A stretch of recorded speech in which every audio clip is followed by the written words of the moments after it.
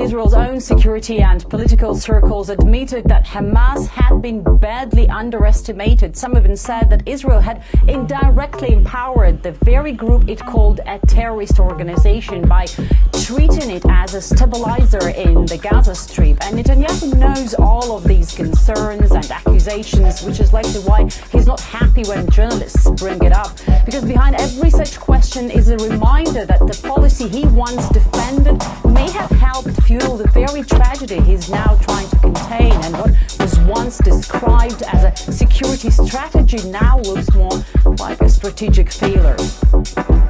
Shifting our focus now to Gaza, where Israel has reportedly allowed more humanitarian aid trucks to enter the enclave.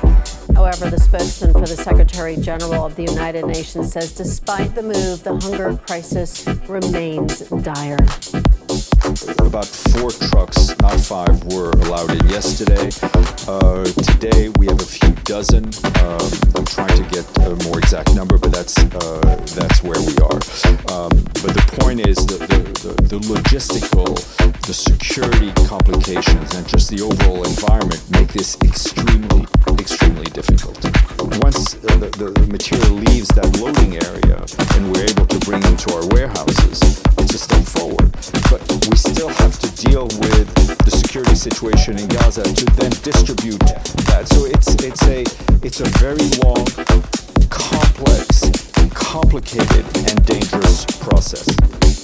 Well, this footage reportedly shows aid trucks crossing the border into Gaza, but the UN claims the aid is only a fraction of what's needed, calling it, quote, just a drop in the sea. Israel insists nearly 100 aid trucks entered Gaza on Tuesday carrying flour, baby formula, and medical supplies.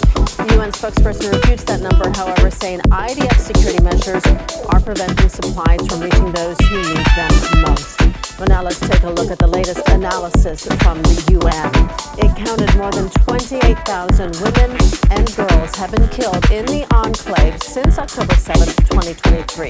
The heavy human toll amounts to an average of 1 woman and 1 girl killed every hour by the IDF for the past 19 and a half months. And now, the UN warns that 14,000 children in Gaza are at risk of imminent death unless humanitarian aid reaches them in time, where locals are pleading for help. Where are all the trucks the army keeps talking about? We don't see them, and we're dying of hunger. We need flour. That is the most important thing. If we have flour, we can eat bread, even when there's nothing else. We're not asking for more. Our homes have been destroyed. Many relatives have died. Loved ones have been killed. Our brothers are missing or dead. And our sons are also dying. This is what is happening. Hunger has become the most difficult phase. It's becoming unbearable. What else is left? What? We spoke with the Palestinian British editor-in-chief of the Rai al-Yom news outlet, who explained the needs of Palestinians, suggesting Israel is only letting trucks into Gaza to divert attention from the genocide in the enclave. They want food, they want medicine, they want the milk for their children, they want, human treatment, not actually death every day and everywhere. It's the only news we are receiving from Gaza is starvation and also death among children and women in particular. It is ridiculous. The international community is completely silent and they don't do anything to prevent this kind of massacre and genocide in Gaza. Gaza Strip doesn't need just only few vans filling of the human aid. They want at least 1,000 vans every day in order to fulfill the needs of more than 2.5 million people in Gaza. It is not enough at all, and it can be stopped any minute. The Israeli using it in order to divert the attention of their genocide in Gaza. Why the Israeli they don't want United Nations to be involved in order to come back to this kind of starvation and use it in order to starve people to death in Gaza. Palestinian President Mahmoud Abbas arrived in Beirut to negotiate the transfer of weapons held by the Palestinian population to Lebanese authorities. RT's Steve Sweeney has more on how locals are opposed to the move.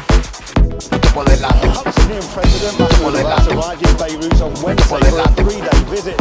His first since 2017. The issue of disarmament of armed factions within Lebanon's 12 Palestinian refugee camps is high on the agenda.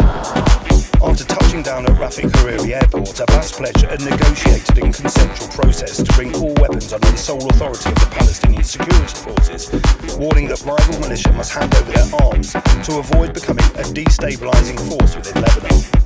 What matters to us in this new regional context is that we do not become part of Lebanon's internal conflicts and that the Palestinian cause is not exploited to serve any party.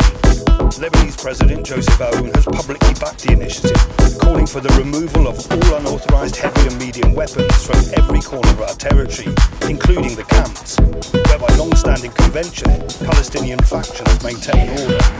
Here in Mar Elias, Fatah remains the dominant faction, with Hamas and other smaller groups also operational. Many fear that disarmament could reignite the old factional clashes of the past. There is deep reluctance to disarm. Many still remember the 1982 Sabra and Shatila massacre, when thousands of armed refugees were slaughtered after their weapons were removed. There is ongoing coordination between the PLO, the Lebanese army, and the security services to prevent the escalation or spread of confrontations to other areas. We are working hard to maintain stability within the camps and to control any weapons that fall outside official frameworks. Lebanon's stability is a top Palestinian interest. Critics argue Abbas is weaponizing disarmament to sideline rival factions and consolidate Fatah's dominance, whilst sidestepping the dire humanitarian realities facing camp residents, from unemployment to crumbling infrastructure. In a sharply worded statement, the Unified Palestinian Movement denounced what it called Abbas's unilateral step, taken without consultation or coordination, warning that disarmament without dialogue threatens the security and dignity of camp residents. The issue of Palestinian weapons in Lebanon is not merely a technical or military matter. It is linked to the right of return, the dignity of the Palestinian person, the right to protection, and the political and social existence of a community still deprived of the most basic human and civil rights.